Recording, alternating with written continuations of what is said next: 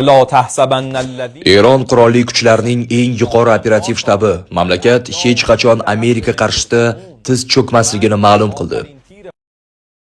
Bugun dunyo yana bir xavfli burilish oldida turibdi. Eron o'z qurollarini va harbiy qudratini namoyon qila boshladi. Bu esa nafaqat Yaqin Sharqni, balki butun dunyoni sergak tortmoqda. Bir tarafda Isroil, ikkinchi tarafda Eron va uning ittifoqdoshlari. Mintaqadagi har bir zarba oddiy o'q yoki raketa emas. Bu zarbalar oddiy siyosiy kuch, geosiyosiy hisob-kitob va katta davlatlar manfaati yotibdi. Savol esa barchani o'ylantirmoqda. Isroil va uni qo'llab-quvvatlayotgan United States va boshqa ittifoqdoshlar bosimga qancha vaqt chiday oladi? Chunki bu mojaro oddiy ikki davlat o'rtasidagi tortishuv emas, butun mintaqaning taqdirini belgilashi mumkin bo'lgan katta qarama-qarshilik.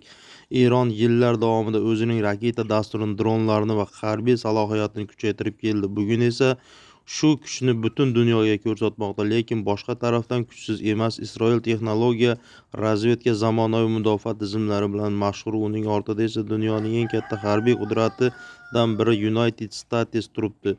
Shuning uchun bu mojaro nafaqat qurollar kuchi, balki sabr, strategiya va siyosiy iroda bo'lib, dunyo nafasini ichiga yutib kuzatmoqda. Chunki har bir yangi zarba yangi keskinlik demak. Agar bu ziddiyat yanada kuchaysa, nafaqat ikki davlatni emas, balki butun mintaqani o'z ichiga tortishi mumkin.